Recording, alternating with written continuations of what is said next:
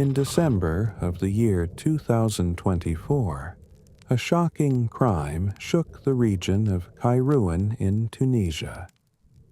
It was the kind of crime that left people speechless, the kind of event that makes you question reality itself. Neighbors, families, and even strangers who heard the news kept asking the same question. Could something like this truly happen? The shocking part wasn't only about the crime itself, but about how it was discovered. When the truth finally came to light, the horror of what had happened was even greater than finding the body itself. And so, today, we are going to walk together through this dark story, piece by piece, to uncover what really happened. Before we dive deep into it, imagine yourself settled comfortably, maybe with a small snack or something to sip on while listening. This is not an easy story. It is heavy, tragic, and full of strange turns. But it is one of those stories that once you hear, you will never forget. Our story actually begins years earlier, in 2001, in the city of Kairouan, Tunisia. Here lived a modest family, known as the Al-Aouni family. The family was made up of a widowed mother and her children. The eldest son, Mohammed, 30 years old. His younger brother, Salim, 24 years old. The youngest brother, Ali, only 19 at the time, and their youngest sister, just 18 years old. For her, history did not record a name, so let us call her Aisha, the flower of the family. Their father had passed away years earlier, leaving the mother to carry the heavy responsibility of raising her children in a small, simple home. The family lived quietly with very little, but they had each other. But beneath the surface, not everything was peaceful. The relationship between the eldest brother, Mohammed, and Salem was always strained. They clashed often, and there was constant tension between them. Yet, Salem shared a much warmer bond with his youngest brother, Ali. They were close, almost like best friends, always supporting one another. During this period, Ali, the youngest son, was serving a sentence in prison. Despite this, his family never abandoned him. Every Friday, without fail, his brother Salim and his mother would come to visit him. These weekly visits became the highlight of Ali's week. He would count down the days until Friday, waiting eagerly to see his mother and his brother. On one of these visits, as the time came for Salem to leave, Ali asked him, "Brother, is there anything you can bring me next week? Something I might need." Salem smiled and shook his head. "No, Ali, I don't need anything. Just take care of yourself and I'll see you next Friday, God willing." Ali held on to those words like a promise. For him, those visits weren't just meetings. They were his lifeline. But then, something strange happened. The following Friday came, and no one visited. Ali told himself, maybe they were busy, maybe something urgent happened. But then another week passed, and another, and another. 4 long weeks went by, and still no one came. For an entire month, Ali sat inside his prison cell, waiting and wondering why his family had suddenly abandoned him. Finally, after a month, his mother came to visit. The moment Ali saw her, his heart leapt with relief but also anger. "Mother, where have you been? An entire month, and no one has come to see me. Why did you disappear? Why didn't you come? And where is Salem? Why hasn't he come?" The mother lowered her head, clearly struggling to speak. After a long silence, she finally answered in a trembling voice. "Your brother, Salem. He said he was going to Italy. He promised to call us when he arrived, but ever since he left, we haven't heard a single word from him." Ali froze. His mind refused to accept this. Italy? My brother went to Italy? Without telling me? Without even saying goodbye? That's impossible. Salem would never do something like that. He would never leave without letting me know. But no matter how much he questioned, his mother repeated the same story. Salem had left, and no one had heard from him since. Time passed. Weeks turned into months. Salem never called, never sent a message. The family waited, but silence was their only answer. Ali, stuck in prison, could not stop thinking. Where is my brother? Did he really go to Italy? Or is there something darker behind his disappearance? 6 months later, Ali was finally released from prison. The first thing he did was not to celebrate his freedom, nor to return home for a feast with his family. Instead, he went straight into the streets of his neighborhood, asking everyone he met, "Have you seen my brother Salem? Do you know where he went? Did he tell anyone before he disappeared?" But the answers were always the same. Neighbors, friends, even relatives repeated what his mother had told him. "Your brother disappeared suddenly. Your mother said he went to Italy." Ali's heart grew heavier with every answer. Deep down, he felt something was terribly wrong. The disappearance of Salem remained one of the strangest mysteries in the neighborhood. People whispered constantly. How could a man like Salem vanish into thin air? Salem, after all, wasn't the kind of person who would quietly walk away from his life. He was known to be friendly, outgoing, and deeply connected with the people around him. He had a good reputation in the community, always greeting neighbors, always present in gatherings. For such a man to leave suddenly without even saying goodbye was baffling. Some tried to excuse it, saying maybe he hated farewells. Maybe leaving without notice was easier for him. But no matter how they tried to explain it, deep down, everyone felt it was strange. Weeks turned into months, then months into years. For most people, life moved on. Conversations about Salem faded, and neighbors slowly stopped asking questions. "May God protect him wherever he is," they said, and the mystery was left to rest. But not for Ali. Ali never let it go. Even after years, Ali was still haunted by his brother's disappearance.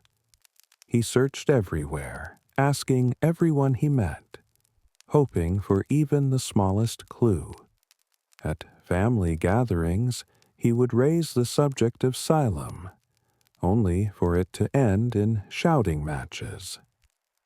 These arguments always erupted between Ali and his oldest brother, Muhammad. Remember, Muhammad had always had issues with Salem. Their fights in the past were endless, and now, whenever Salem's name was mentioned, Muhammad would explode with anger.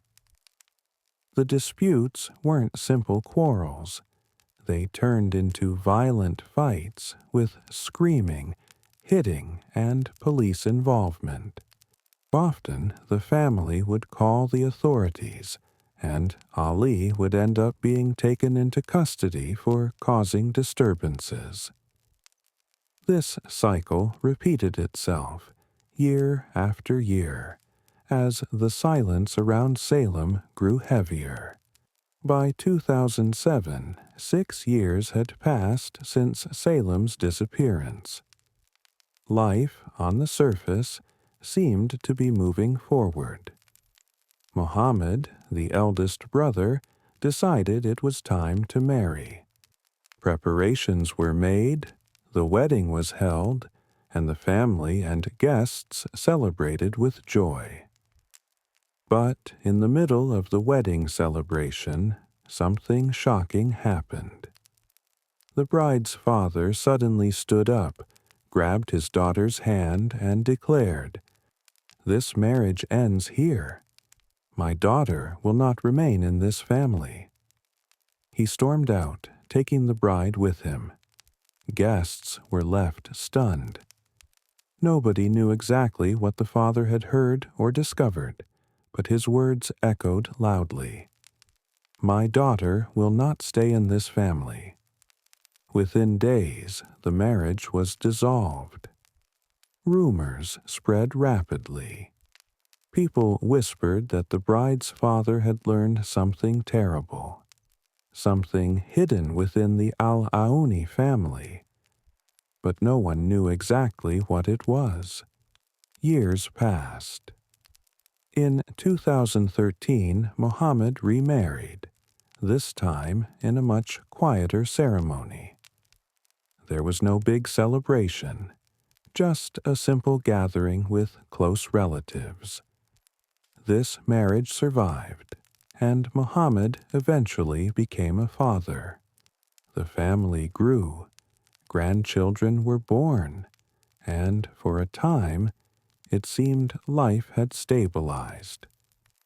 Muhammad moved with his new family and his mother to another area called Sidi Bou Ali, leaving the old family house behind. Ali, meanwhile, also married, started his own household and had children of his own. But even as he built his life, the wound of Salem's disappearance never healed. Ali remained restless. He could never silence the nagging voice inside his head that kept asking, "Where is my brother? What happened to him?"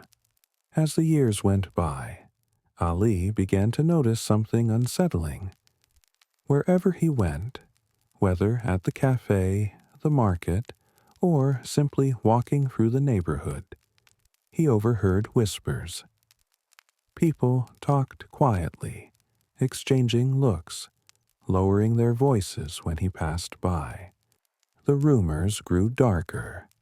Some said outright, "Salem is dead." Others insisted, "This family hides secrets, terrible secrets." Neighbors began to distance themselves. The Al-Aouni family was seen as cursed, shadowed by something sinister. Many avoided them altogether. And the strangest rumor of all was tied back to that wedding in 2007.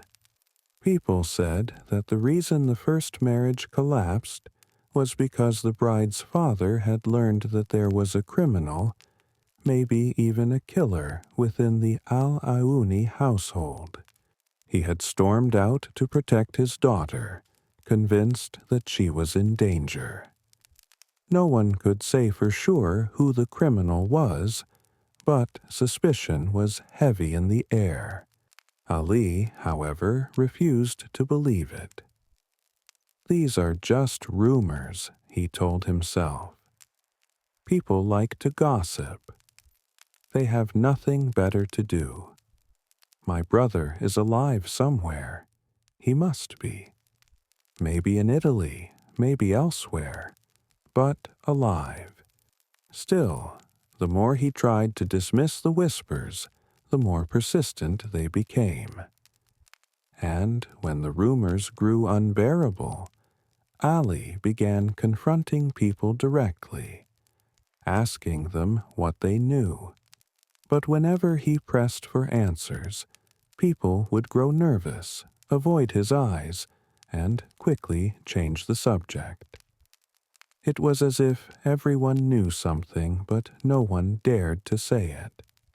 Ali lived in this torment for years, until one day everything began to unravel. That day, his wife entered their home in a state of panic. Her face was pale, her body trembling, and she could hardly catch her breath. She looked as though she had seen something terrifying. Ali rushed to her side, alarmed. "What's wrong? Tell me. What happened? Did something scare you? Speak, for God's sake." His wife, shaking uncontrollably, struggled to find her voice. She opened her mouth, but no words came out. Her hands trembled, and her eyes darted around the room as though she feared something might leap out at any moment. Ali tried to calm her, speaking softly, holding her hands until she steadied enough to whisper the first chilling words of the secret that had been buried for years. Ali's life, which had been full of questions for years, was about to shatter completely. One evening, his wife came rushing into their home, pale and trembling. She looked terrified, her breath coming in short gasps. Ali had never seen her like this before. He grabbed her shoulders gently and tried to steady her. "What happened? What's wrong? Talk to me." At first she couldn't speak. Her lips moved, but no words came out. Finally, between heavy breaths, she whispered, "Ali, I just saw your brother Muhammad. He was holding a sickle, threatening your sister with it." Ali froze. His wife went on, her voice trembling. "And while he was threatening her, your sister screamed at him and said, 'What do you want? Are you trying to make me end up like your other brother?'" Ali felt as if the ground beneath him had vanished. His heart pounded so hard he could hear it in his ears. He wanted to believe his wife was mistaken, that she had misheard or misunderstood. But the terror in her eyes told him she was telling the truth. In that moment, all the whispers and rumors he had heard over the years crashed back into his mind. All the little signs, the stares, the rumors of a criminal hidden inside the family. Everything suddenly fit together like pieces of a puzzle. He began pacing around the house, muttering to himself, "No, this can't be. I know something's wrong. I know something happened to Salem. My brother would never disappear like this. There's a criminal in this house, someone close, someone responsible for Salem's disappearance. Ali's mind spiraled. He had spent years pushing away these thoughts, but now he could no longer deny them. Days passed, but Ali couldn't eat or sleep. His mind replayed his wife's words over and over. He was trapped in a nightmare of doubt and suspicion. By 2020, his mental state had completely deteriorated. One day, his mother, the same mother who had left the old family house years ago to live with Mohammed, came back to visit Ali and his children. She missed them and wanted to see her grandchildren. Ali welcomed her in, but inside, his heart was a storm. As soon as his mother entered the old house, Ali locked himself and her inside a room. He had reached his breaking point. He was desperate for answers. He picked up a large container of gasoline, opened it, and began pouring it over himself while recording on his phone. Gasoline drenched his clothes and skin as he shouted at his mother. "Mother, tell me where Salem is. Confess, or I swear to God I will burn myself, burn you, and burn this entire house. I'm tired of lies. Every time I ask about Salem, you tell me Italy, Italy, Italy. You fight me. You call the police on me. No more.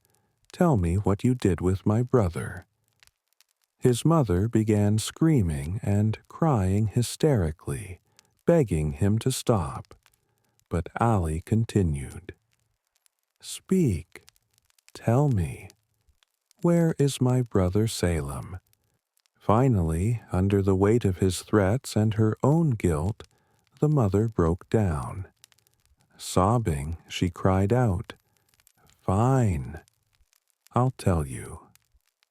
One day I heard a loud noise. When I ran to see what happened, I found Salem on the floor, bleeding. Your brother Mohammed had struck him. One blow, a strong blow. And Salem died right there.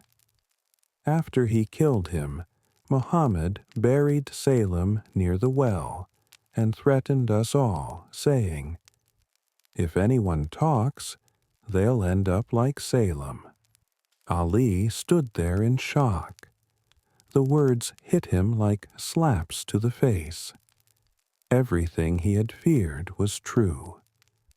The brother he had loved, defended, and searched for all those years had been murdered by his own eldest brother. And their mother had kept it secret.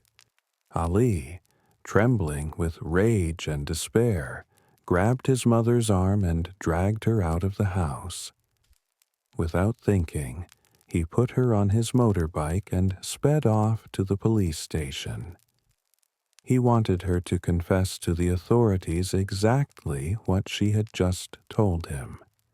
When they arrived, Ali stormed into the office of the officer on duty, still holding his mother's arm. "Officer, I have an admission, something I can't even believe myself. My mother confessed everything." The officer looked at him, then at the mother, frowning. "What's going on here?" Ali began to recount everything. The confession, the threats, the burial near the well. But when the officer turned to the mother, she shook her head calmly and said, "No, officer. That's not true. My son is lying. He's trying to frame his brother Mohammed over inheritance and other disputes." Ali stared at her, stunned. This was the same woman who had just confessed everything minutes ago, and now she was denying it all, painting him as a liar. Ali's world collapsed. The only proof he had was the recording on his phone. but when he reached for his phone, it was gone. Somewhere on the frantic ride to the police station, it had fallen out or been lost. His only evidence had vanished. The mother, seeing her chance, began to cry and act dramatically. "Officer, my son is crazy." He threatened me, poured gasoline on himself. He wants to ruin his brother's life. He's greedy for inheritance. The police turned on Ali, scolding him for threatening his mother. They doubted his sanity. They saw only a man who had doused himself in gasoline and dragged his elderly mother to the station.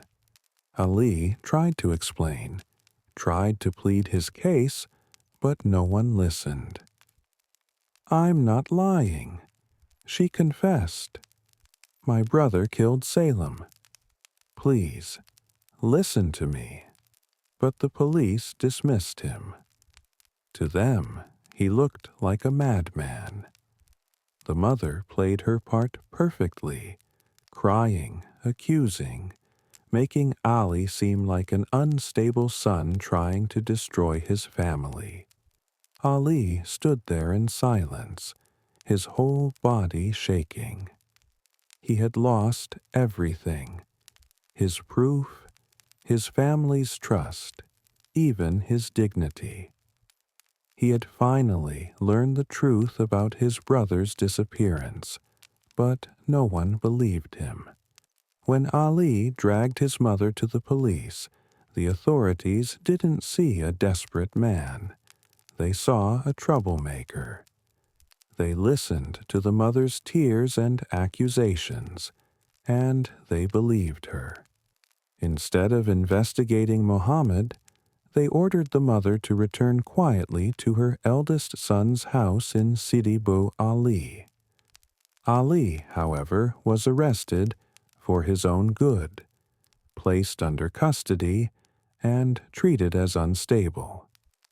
His questions had turned him into the family's enemy. Years passed like this. Ali stayed in the shadow of suspicion, silenced and humiliated, while his brother Mohammed lived freely with his family.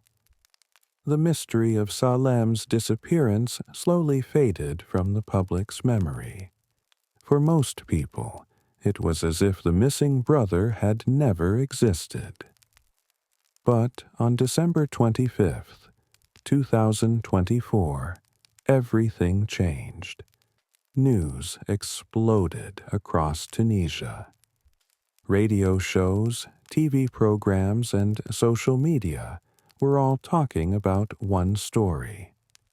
A woman had come forward to police, claiming that her husband had confessed, while asleep, to a murder he committed 23 years earlier. The story sounded like something out of a movie. The woman said she had been lying next to her husband in bed late at night. He was asleep, but his mouth moved, speaking words that made her blood run cold. In his sleep, he muttered that he had killed his brother and buried him with the help, or at least under the silence, of his own mother. At first, she thought she was imagining things. But she lay there, wide awake, listening. The words came again and again. Fragments of a crime whispered in dreams. When her husband woke up, she gently confronted him, pretending to be calm and supportive. "I'm your wife. You can tell me anything. I won't judge you. What happened? Why were you saying these things in your sleep?" Feeling safe, or perhaps simply unable to carry the secret any longer, he told her everything. He described the crime, the blow, the burial, and the long years of threat and silence. Other sources later told a slightly different version. They said the wife had known for years that her husband spoke about the crime in his sleep, but had kept quiet. Only after a violent argument in which her husband beat her did she decide to go to the police. Whatever the true trigger, one fact was clear. The murderer had been confessing his crime for decades, in his sleep. The police officer handling the case decided to contact Ali. For the first time in over 20 years, someone in authority wanted to hear his story without dismissing him as a liar or a madman. Ali came to the station, heart pounding. He sat across from the investigator, and when invited to speak, his words poured out. Years of pain, humiliation, and rage spilled into the room. I'm tired. Every time I asked about my brother Salem, my family punished me. They called the police on me. They locked me up. I just wanted to know where he was. I wanted to rest my heart, but instead I became the criminal for asking questions. The investigator didn't interrupt. He didn't accuse. He simply listened, letting Ali speak at his own pace. My brother disappeared, and when I tried to search for him, they treated me like I was insane. I've been living in hell for years. Ali then told the officer everything, about his wife seeing Muhammad with a sickle, about his mother's confession while he poured gasoline over himself, about the burial near the well. He repeated every detail he had been carrying inside him for decades. For the first time, his words were taken seriously. The investigator leaned forward and said, "We're going to open the case again. We'll investigate everything you've told us. We'll search where your mother said the body was buried." Ali could hardly believe it. After years of being treated like a madman, someone finally believed him. A formal case file was opened. Ali filed an official complaint against his mother, his brother Muhammad, and even his sister, who had been a witness to many of the events. The police organized a special search team. Their first target, the well. According to the confession Ali had recorded years earlier, Salem's body had been buried near the well close to the old family home. It was the same place Ali had imagined countless times in his nightmares.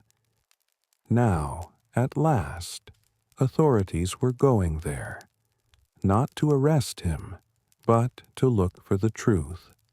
The police search began on December 21st, 2024. Teams of officers and investigators arrived at the old property, digging tirelessly day and night around the well. For 4 long days they broke the ground, searching for any trace of Salem. But the results were empty. No bones, no clothing, no signs of a body. When the search proved fruitless, suspicion turned toward the family members themselves. The investigators summoned Muhammad, the eldest brother, their mother, and their sister, whom we've been calling Aisha. It was time to confront them face to face. The interrogation started with Muhammad. The police did not waste time. "Muhammad, we know what you did. We know Salem didn't just vanish. Stop denying it. Tell us what happened." And here, the case returned to the night in 2001, the night Salem unknowingly walked into his death. That evening, Salem had come home exhausted after attending a wedding celebration. He was tired, drained, and all he wanted was to rest. He parked a motorcycle, a motorbike that actually belonged to Muhammad, by the house. When Muhammad saw Salem arrive on his bike, his anger erupted. The tension between the two brothers, like fire and gasoline, ignited once again. "Who told you to take my bike? Who gave you permission?" He hurled insults, shouted furiously. Salem, too weary to argue, brushed him off and retreated to his bedroom, muttering, "Not now. I'm tired. We'll talk later." But Muhammad followed him inside, carrying something in his hand. Not a sickle this time, but a club, a heavy stick. Salem lay down on his mattress, his body giving in to exhaustion. Muhammad stepped closer, rage blinding him. Then, without warning, he brought the club down with a violent strike to Salem's head. The blow was brutal. Blood poured instantly, and Salem never moved again. For a moment, Muhammad stood frozen, realizing what he had done. He had killed his own brother, not in a planned murder, not in some calculated scheme, but in a burst of rage over something as petty as a motorcycle. Panic seized him. He rushed to wake his mother and sister, dragging them into Salem's room. They gasped at the horror, their son and brother lying lifeless, blood spreading across the floor. They screamed, they cried, but Muhammad silenced them. "Quiet. Don't let anyone hear. If people find out, I'll be executed. Ali is already in prison. If you tell, I'll end up like Salem. Do you want to lose me too?" Fear took hold of the mother and sister, and so they agreed to keep the terrible secret. But then came the question, what to do with the body? Muhammad answered coldly, "Leave it to me. I'll handle it." That night, he wrapped Salem's body in a blanket. Instead of carrying it far away, he chose the most chilling place imaginable, inside their own home. With the help of a worker, someone skilled in construction, he dug a pit in the kitchen floor, placed Salem's body inside, and covered it with cement. By morning, the crime scene had been transformed into an ordinary floor. Life in the house continued. Weddings, family dinners, guests laughing over meals, all while Salem lay buried under their feet. In 2024, investigators realized their mistake. The well had no answers, but the wife's testimony that Muhammad had confessed to burying his brother in the kitchen matched the horror Ali had been shouting about for decades. So the police turned their attention to the kitchen. They sealed the area, brought in equipment, and began digging at 7 in the morning. Hour after hour passed. 14 hours of breaking through layers of cement and soil. Until finally, close to 9 at night, they found what they had been looking for. Human bones, the remains of Salem, When Ali was shown the discovery, his body collapsed with grief. Tears streamed down his face as he cried, hitting himself in despair. For 23 years he had clung to hope that Salem might still be alive somewhere. But the truth was worse than any nightmare. He wept not only for his brother, but for the cruel irony. All those years eating, drinking, and living in the same kitchen where his brother's body had been buried beneath their feet. He wept for the betrayal of his mother, who had hidden the truth, even hosting guests and throwing parties in that cursed house, all while her son's corpse lay silent below. How could a mother live with this? How could she cook, laugh, invite people, while her son was right there beneath the floor? At last, Ali's long struggle bore fruit. He had spent 23 years fighting alone, ridiculed, accused, imprisoned, dismissed as insane. But he never gave up. And now, thanks to a single confession overheard by a wife in the night, and the persistence of a new investigator who chose to listen, the truth was uncovered. Justice, however, remains complicated. As of now, no final verdict has been publicly announced. In Tunisia, the death penalty is suspended. This means Mohammed, the mother, and even the sister may escape execution, though life imprisonment is almost certain.